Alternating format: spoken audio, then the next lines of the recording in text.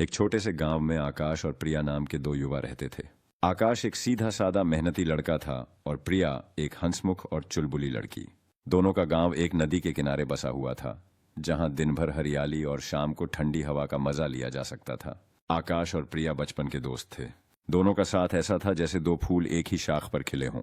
लेकिन जैसे जैसे वे बड़े हुए, उनका रिश्ता दोस्ती से कहीं ज्यादा गहरा होता गया। हालांकि दोनों ने अपने दिल की बात कभी एक दूसरे से कहने की हिम्मत नहीं की। एक दिन गांव के मेले में प्रिया ने आकाश से कहा, क्या तुमने कभी सोचा है कि हम हमेशा साथ क्यों रहते हैं?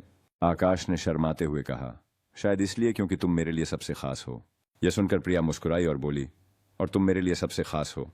उनकी यह बात सुनते ही दोनों की आंखें मिल गईं और एक पल के लिए समय जैसे थम गया। तभी गांव के बाकी लोग उन्हें ढूंढते हुए वहां आ पहुंचे और उनकी बातचीत अधूरी रह गई।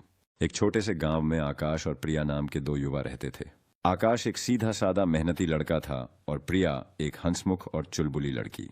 दोनों का गांव एक नदी के किनारे बसा हुआ था, जहां दिन भर हरियाली और शाम को ठंडी हवा का मजा लिया जा सकता था। आकाश और प्रिया बचपन के दोस्त थे। दोनों का साथ ऐसा था जैसे दो फूल एक ही शाख पर खिले हों। लेकिन जैसे जैसे वे बड़े हुए, उनका रिश्ता दोस्ती से कहीं ज्यादा गहरा होता गया। हालांकि दोनों ने अपने दिल की बात कभी एक दूसरे से कहने की हिम्मत नहीं की। एक दिन गांव के मेले में प्रिया ने आकाश से कहा, क्या तुमने कभी सोचा है कि हम हमेशा साथ क्यों रहते हैं?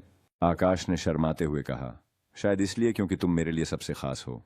यह सुनकर प्रिया मुस्कुराई और बोली, और तुम मेरे लिए सबसे खास हो।